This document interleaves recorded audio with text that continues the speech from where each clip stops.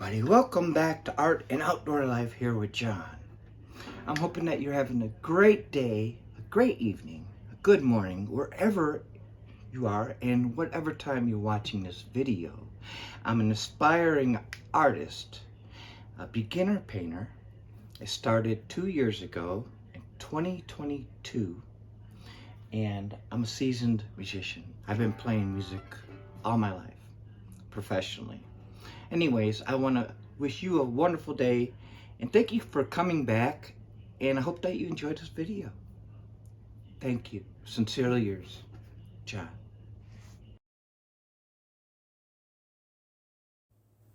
Hello everybody, welcome back. So I've sketched in everything really loose except for the mill. I'm using cerulean blue mixed with Prussian blue and kind of watered down somewhat with the medium hake brush for the sky.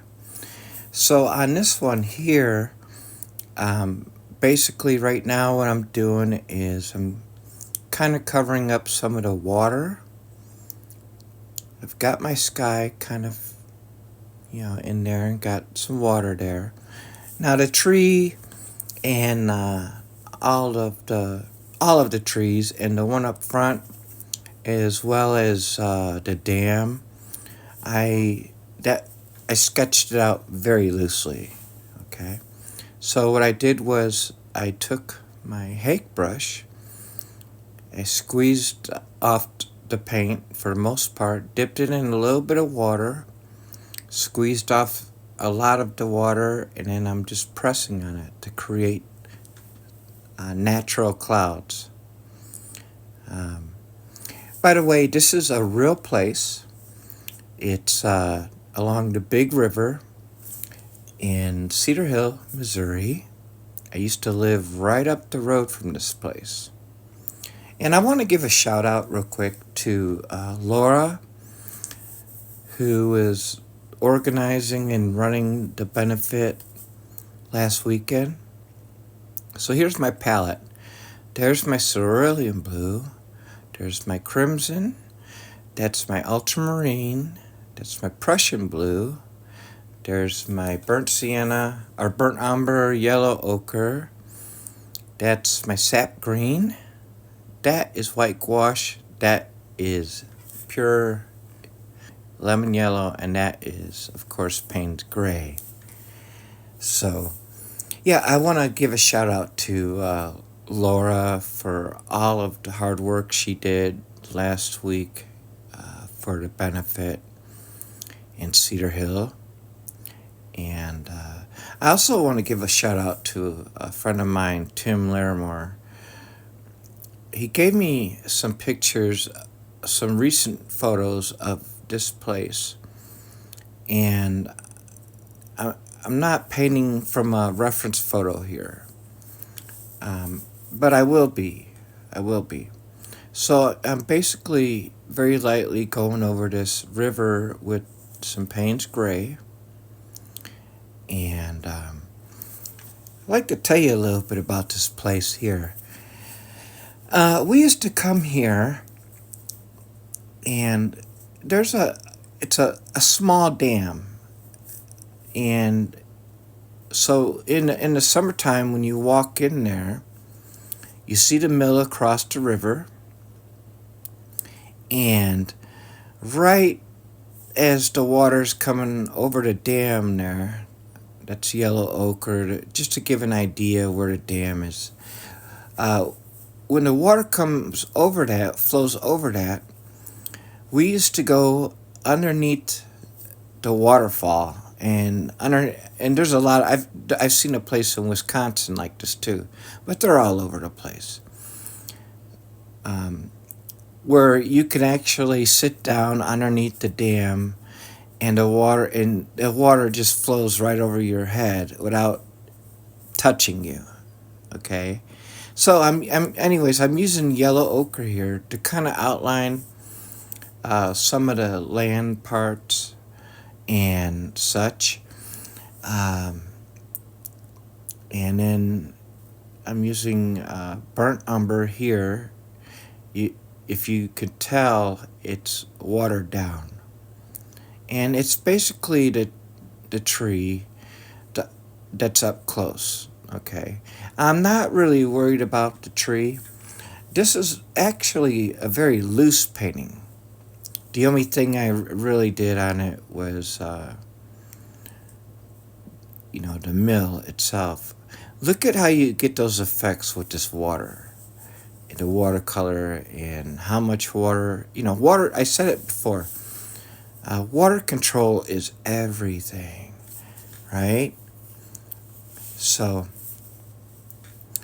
I'm just kind of coming along the river here, and I'm basically outlining it with the fan brush, right? So right here is the bottom of the mill, and just to, and then that right there is kind of where I want to curve into the river. Okay, and I'm coming back over this dam. It's a really small dam. I mean, it's probably maybe I'm thinking 4 feet wide.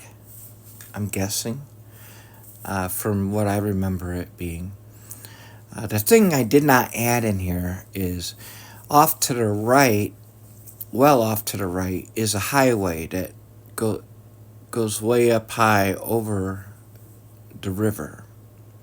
Okay, so what I was doing here was I took Prussian blue and I put a lot of it on my fan brush.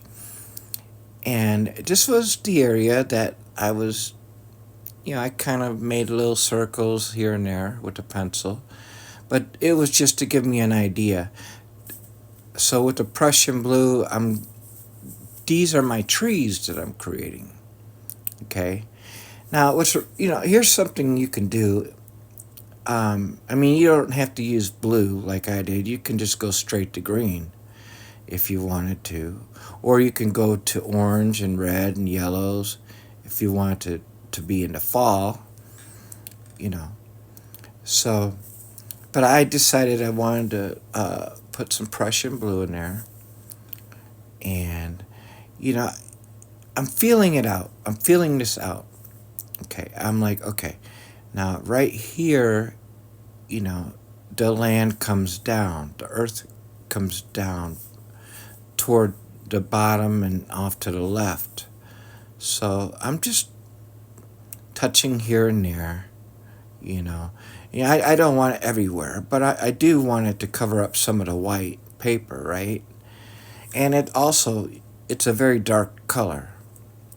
So I'm thinking about this consciously when I'm doing this. But at the same time, I'm having fun. It's not, I'm not doing this to sell to nobody or nothing like that. So here I added a little bit of lemon yellow, and it started smearing the blue around. So then I put a lot of lemon yellow in there, and it still started doing that. But it's all in the touch. If you've seen my painting videos before, you know that I like to accent the highlights of the trees with the lemon yellow over blue. It could be ultramarine blue. It could, but I like to do that. So that's why, there's heavy pushes of, some of this lemon yellow I'm pushing against the trees. And then barely touching it on the top, just to kind of give some leaf effects, like there are leaves in there. Fan brushes are awesome. They're awesome. And then, at the bottom here, I'm trying to create grass effects using the same colors, basically. So, I'm kind of going around this tree, just gently, If you've never tried watercolor before, it's a wonderful, wonderful way of relaxing, and um, it helps a lot with my stress. I've said it a million times, but you'll always hear me say that. But it's the truth, and so being real careful with it now around the mill, especially around the mill, because that is a historical building there, and everything else could be really quick. You could be done in 10 minutes, you know. Um, but because that mill is there, I didn't want to go over it, you know, with the dark colors. Um, but whatever approach is good for you is what you should do. Um, okay, so the building is actually, it's not, it's a concrete, it's like white. It's not completely white. It depends on how the sun is looking. There's a lot of grays in this building. A lot of there's green. When you walk up to it, you see the greens, the browns, the grays. You see a very light coat of yellow, a dark yellow, because it's aged. So yeah, I'm not. Yeah, I'm being a little bit hard on myself, but I did put a little bit too much yellow ochre on it,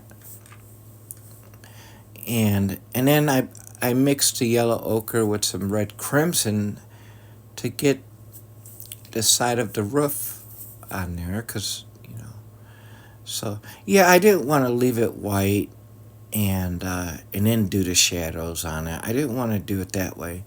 You can do that way. It's called negative painting. So with a little bit of Payne's gray, I'm just dotting in the windows here, like that, you know. And hey, if you guys are painting and stuff, let me know what you guys have been painting. Let me know how you're progressing, like how you've been doing. I'd really like to hear from you. So right here, I'm just putting in straight sap green right there. And then, I'm being a little tedious here, but it's poking around. It's poking around. Now, with the roof here, you see I put some of that flavor in there, right? And you'll see here in a little bit how I add more flavor into my painting here. I'm allowing the colors to blend naturally. Because, like right here, along the bank, you know, um, there should be a variety of colors, at least shades of colors. So, again, I'm fiddling around, just kind of closing up some of these white spots here. Even though that area right there, right below the mill, right there, um, is a parking area. So if I would have left, some of that white in there, it would have worked out fine, But I'm just speaking for myself. Um, and there's a beach right there, and I didn't put the beach in here. It's a very small beach. Um, so I'm looking at this. I like the sky a lot because you could see some of that white coming through that blue. So here with some Prussian blue, I'm coming back over the dam and I'm going into where the river's coming from, because I wanted to create some kind of shade in there. I wanted the river to be darker. I could have used brown green mixes and whatever, Now here with the white, just barely touching it, is the waterfall. And the waterfall in real life is probably about maybe 4 or 5 feet. That's all it is. And you could go under the waterfall and actually sit there. Okay, so I'm coming along with the white along the edge of the bank. Now, water turns white when it's moving and gray. So that's why I split the river up like that. That's why I left the top of the river dark, and the bottom, right where the waterfall is coming, is white, because that's where the water's crashing and splashing. So now I was mixing in a little bit of the white with some greens, and some of the white with some of the blues, because once the water falls and that, then down the stream, depending on how fast the water is going, then the water, downstream, the water tends to become more darker with the shades and such. Okay, now when mixing it with the white, you're gonna get these pastel-y looks, and I knew that. Kind of chalky, milky look. I knew that. But I just wanted to get away from that white.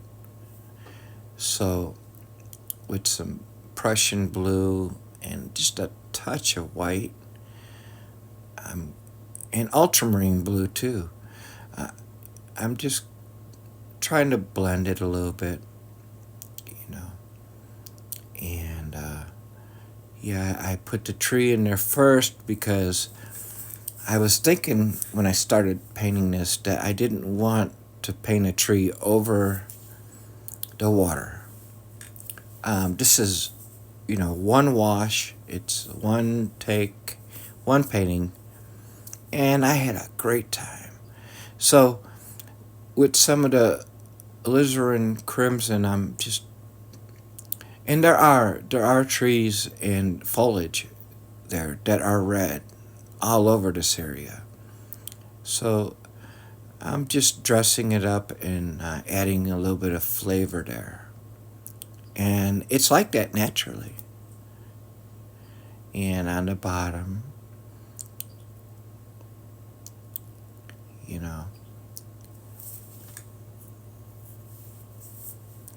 if you haven't seen any of my videos, if you do appreciate, my content and my progress, feel free to hit like and subscribe. It don't cost nothing, and I don't make anything off of these. I don't make anything off of YouTube and such. And it helps with the algorithms.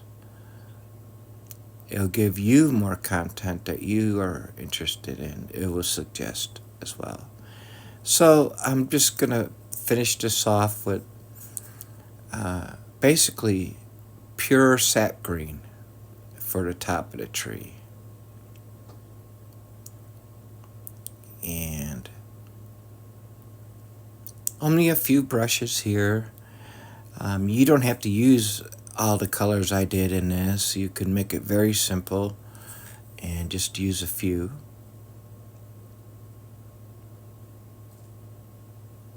I really appreciate you coming back. I really do. It means everything to me.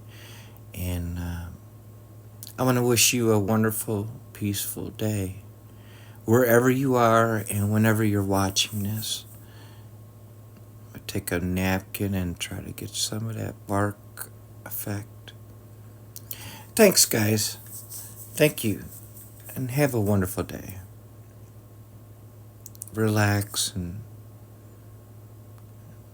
put some clouds in here. A little bit more white for the clouds, just to make some puffy clouds.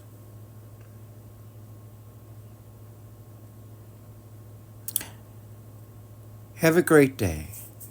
Sincerely yours, John.